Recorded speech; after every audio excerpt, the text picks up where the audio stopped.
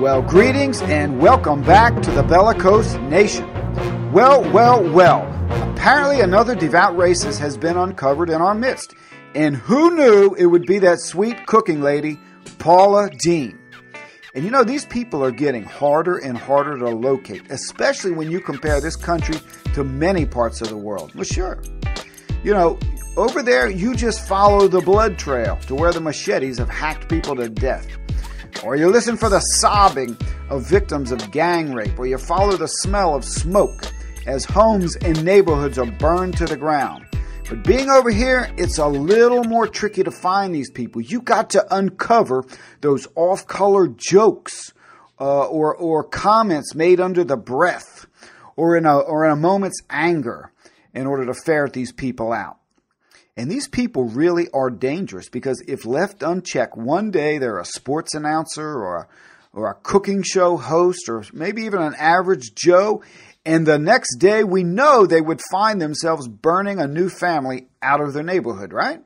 Right? Ha!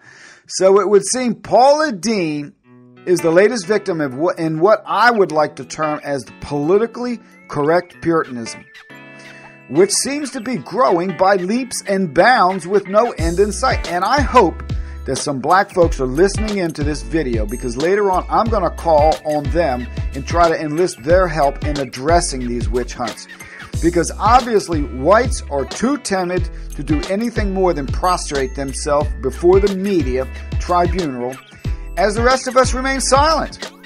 Now, I've never watched Paula Deen. I've never watched her show. I'm just aware she has a cooking show and that I see her tired face on too many magazine covers in the checkout line at Walmart.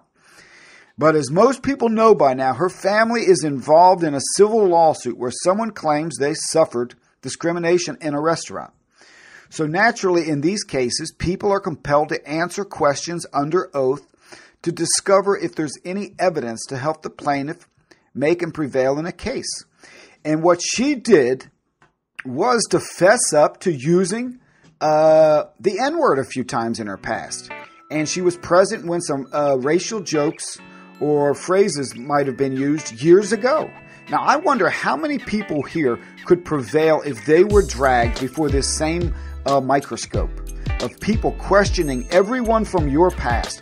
And when you were questioned, if you answered truthfully to questions such as, have you ever used or heard someone else use derogatory terms or comments of a racial, ethnic, or religious nature in your presence? And when you did, when you heard such comments, how did you react? Did you condemn those comments? Did you leave the movie theater when you heard it up on the screen? Did you turn off the DVD or radio or insist that others do? Have you ever said or heard comments derogatory towards blacks, Jews, Christians, gays, or any other group? Now, you tell me, how many of us could pass such a test? I know I couldn't. And this idea that we can and we should purge every taboo from our minds and lips is not just folly, it's downright dangerous. Especially because this standard of language is unfairly applied. And it's dangerous because of the resentment that is most certainly building because of this unfairness. You know, even though the United States is rated as one of the least racist places on earth, there are a small minority of people who use such terms and such humor in demeaning, dehumanizing ways. As these people are just not able to see individuals. They only judge people by their group identity. And their aim is what? Their aim is to harm people, to rob them of opportunities or hinder their life in some way, simply because of the color of their skin or some other marker in life.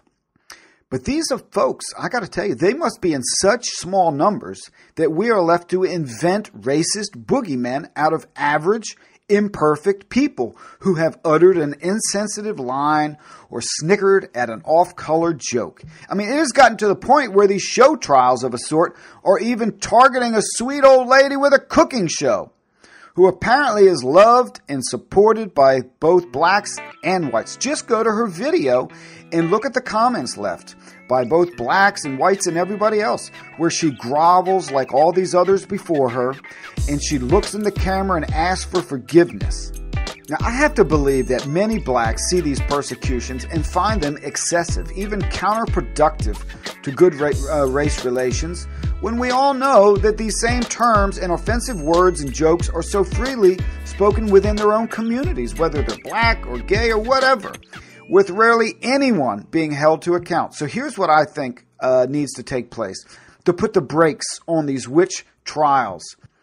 This country needs to hear the voices of black African Americans, and they need to hear their community speak up. Why?